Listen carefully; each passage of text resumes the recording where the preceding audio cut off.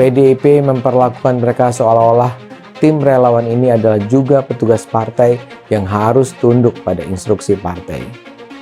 Hal-hal semacam inilah yang saya khawatirkan menyebabkan merenggangnya hubungan antara pendukung Ganjar dan Ganjar. Jadi saya mungkin akan tetap memilih Ganjar, dan saya tetap menganggap Ganjar adalah pilihan terbaik. Tapi terus terang, antusiasme saya mendukung Ganjar sudah perlahan berkurang. Bukan karena Ganjarnya, melainkan karena PDIP-nya. Ini juga yang dirasakan di banyak kalangan pendukung Ganjar.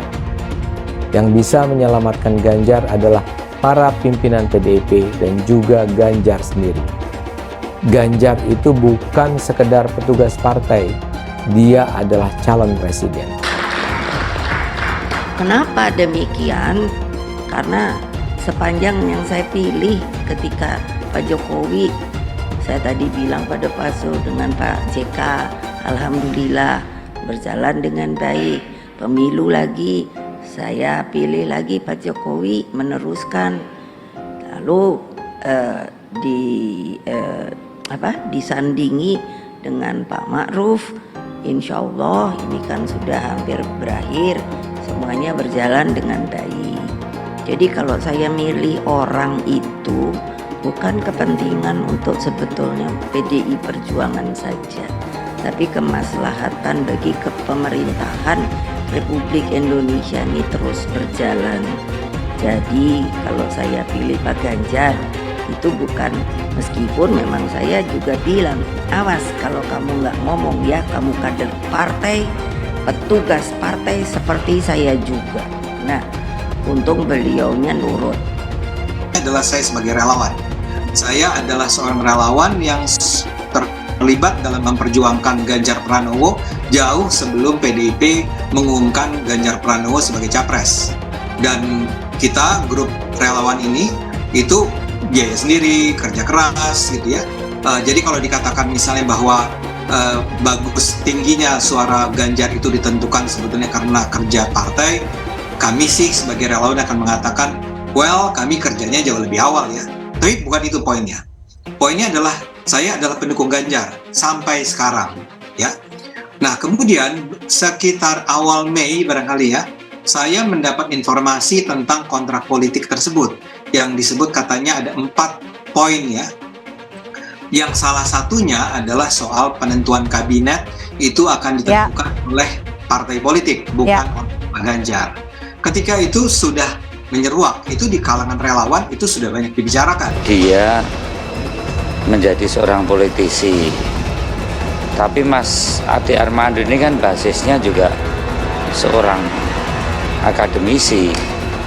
Jadi kalau dia berpendapat, menyampaikan pendapat, tentu bangunan argumentasinya itu kalau kita bicara akademis kan data dan teori atau fakta.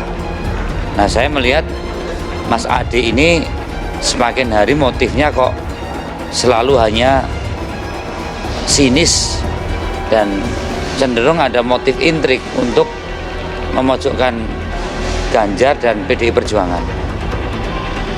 Saya berharap Mas Ade Armando walaupun jadi politisi tapi juga memberikan satu pendidikan politik bagaimana politisi-politisi ini kalau menyampaikan pendapat juga didasarkan atas data dan argumen.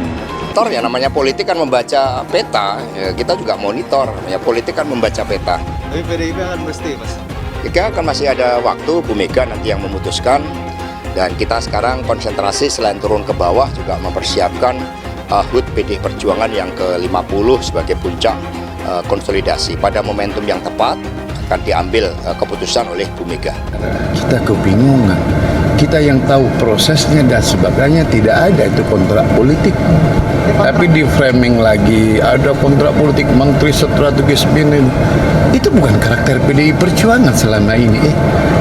Ketika dengan Bapak Presiden Jokowi 2 periode, menterinya PDIP apa saja sih? Menkumham, Mendagri, Menpan RB, Mensos. Sehingga salah alamat. Itu tidak make sense sama sekali. Dan gue menyesalkan keluar dari, tapi ya nggak menyesal juga, namanya partai ingin besar ya. Cuman kalau buat hoax ya jangan keterlaluan juga. Pengakuan caleg PSI bikin begidik, Ganjar Pranowo nggak akan jadi presiden. Dikutip dari Populis Jakarta, calon legislatif caleg PSI Ade Armando secara belak-belakan mengaku kecewa terkait langkah politik yang dilakukan oleh kubu pengusung dari Ganjar Pranowo di Pilpres 2024. Bahkan dirinya secara terbuka mengaku kemungkinan jagoannya tersebut, yakni Ganjar, tidak akan menjadi presiden pengganti Joko Widodo. Menurut dia, partai pengusungnya yakni PDIP menjadi penyebab kekalahan Ganjar.